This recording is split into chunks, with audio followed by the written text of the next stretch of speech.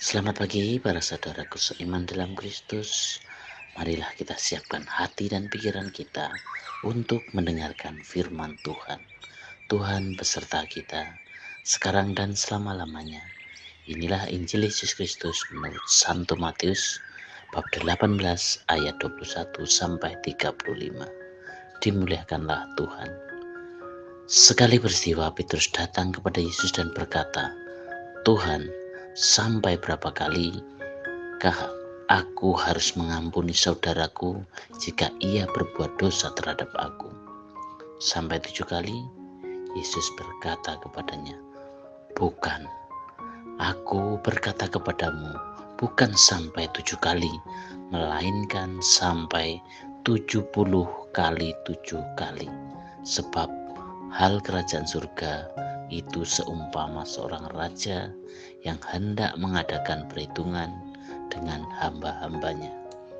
Ketika ia mulai mengadakan perhitungan itu, dihadapkanlah kepadanya seorang yang berhutang 10.000 talenta.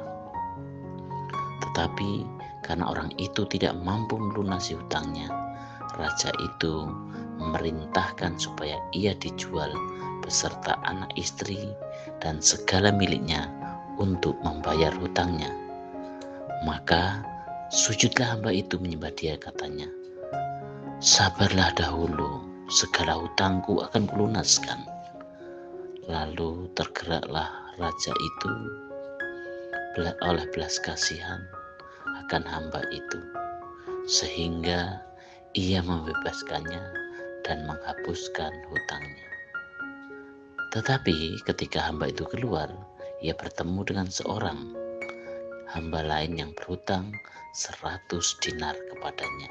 Ia menangkap dan mencekik kawannya itu, katanya, 'Bayar hutangmu.'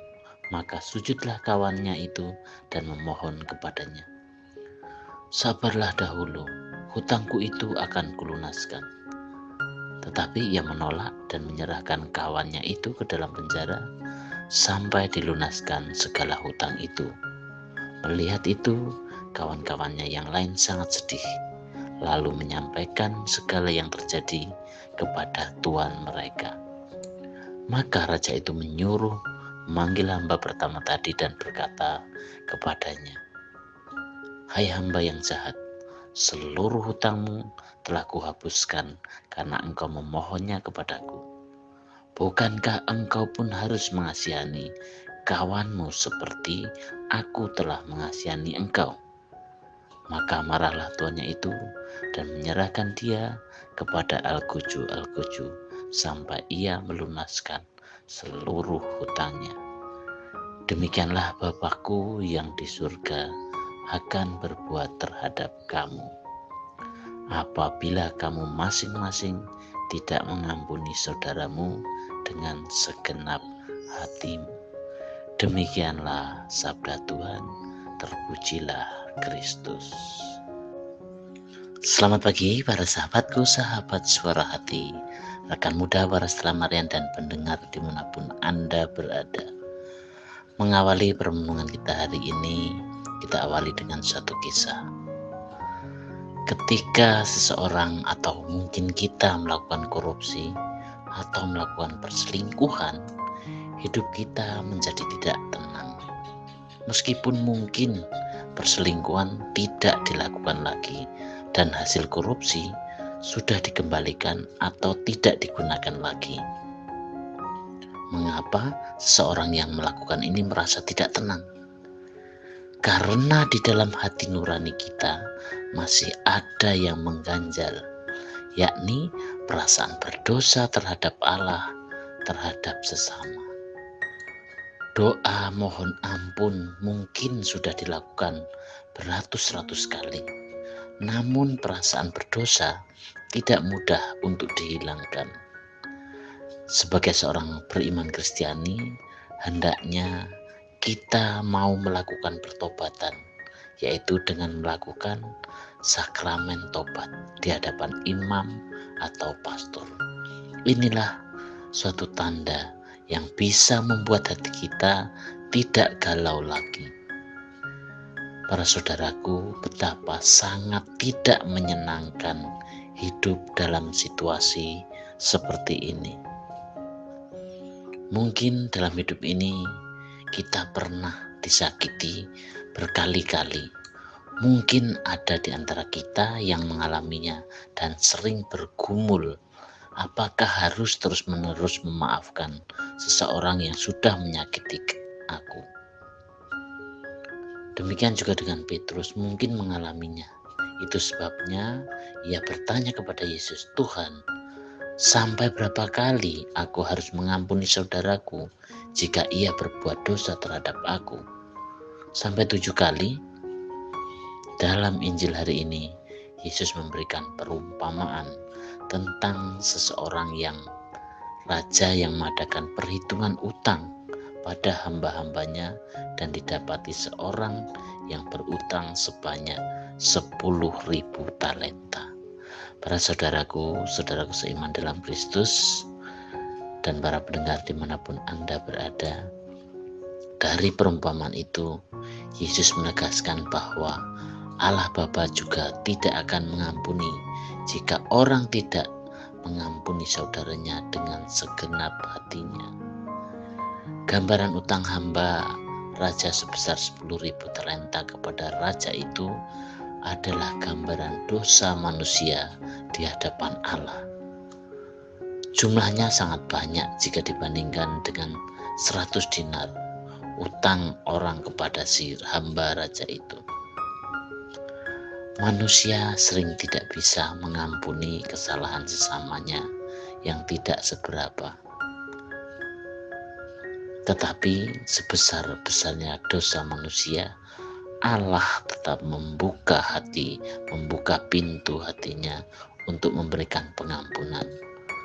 Allah tidak seperti manusia, karena jika demikian, Allah pun tidak akan mengampuni dosa kita. Para sahabatku, sahabat suara hati, rekan muda dan para pendengar dimanapun Anda berada, apakah bahagianya memendam rasa marah? Apakah enaknya terus-menerus dendam? Tidak mengampuni akan membuat orang dibebani secara psikis dengan beban yang sangat berat. Jika kita tidak sanggup melupakan kerugian yang kita derita, maka kita hanya menambah-nambah kerugian lain untuk membebani hidup kita. Untuk itu, lupakanlah kerugian diri. Jangan terus hitung kita rugi berapa. Sebaliknya, apa yang Tuhan sudah berikan, itu layak kita terima. Tidak mengingat terus hal ini akan memberikan kita ketenangan dan perasaan stabil yang luar biasa. Kita mempunyai kekuatan untuk mengampuni karena kita senantiasa ditakjubkan dengan anugerah yang Tuhan sudah berikan dengan begitu melimpah. Para sahabatku, sahabat suara hati, rekan muda dan para pendengar dimanapun Anda berada, marilah kita belajar memberikan pengampunan yang sejati. Hari ini kita sebagai seorang yang beriman, yang mungkin kita sering mengalami orang yang paling kita benci, orang yang paling mendatangkan kerugian di dalam hidup kita, lalu pikirkan lagi tentang diri kita yang mengabaikan Tuhan dan seringkali mungkin menghina Tuhan, memberontak, tidak mau menuruti apa yang sudah diajarkannya. Pemberontakan seperti ini akan dihukum dengan sangat keras. Yesus telah menanggung hukuman atas dosa-dosa kita dengan menyerahkannya, yaitu rela wafat dan menderita di kayu salib untuk menebus dosa manusia. Setelah merenungkan bahwa kita adalah penjahat yang lebih besar dosanya daripada siapapun, selanjutnya kita harus bisa memberikan fokus dan kemampuan untuk bisa menghargai setiap anugerah yang Tuhan berikan kepada kita. Dari sinilah akan ada perasaan bahwa orang-orang yang bersalah kepada kita tidak lebih buruk daripada kita. Kita pun pernah bersalah kepada Tuhan, juga tidak lebih baik daripada orang-orang yang bersalah kepada kita. Jika teguran mengingatkan kembali orang-orang yang bersalah kepada kita dan mereka ingin bertobat dan kembali kepada Tuhan, maka kita harus menerima mereka seperti menerima seorang anak kecil. Untuk itu, melalui perenungan kita hari ini, marilah kita sadari bahwa kita adalah manusia yang lemah, dan di masa Prapaskah ini, marilah kita semakin mendekatkan diri pada Tuhan untuk selalu mengampuni. Berikan kerelaan hati jika ada orang yang bersalah kepada kita, maafkanlah mereka. Jika kita berbuat salah, akukanlah dosa kita kepada Tuhan dengan sakramen tobat. Dan semoga di masa Prapaskah ini kita sungguh-sungguh bisa menjadikan terang bagi sesama kita. Demikianlah permenungan kita hari ini. Mari kita siapkan hati dan pikiran kita untuk berdoa dalam nama Bapa dan Putra dan Roh Kudus.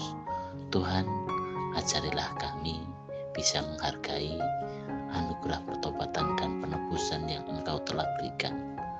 Tolong kami untuk sanggup mengampuni orang lain.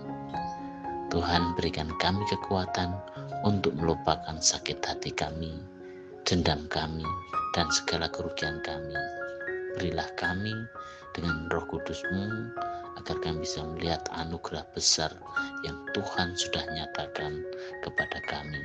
Doa ini kami serahkan kepada-Mu Tuhan dengan perantaraan Kristus Tuhan kami. Amin. Dalam nama Bapa dan Putra dan Roh Kudus. Amin.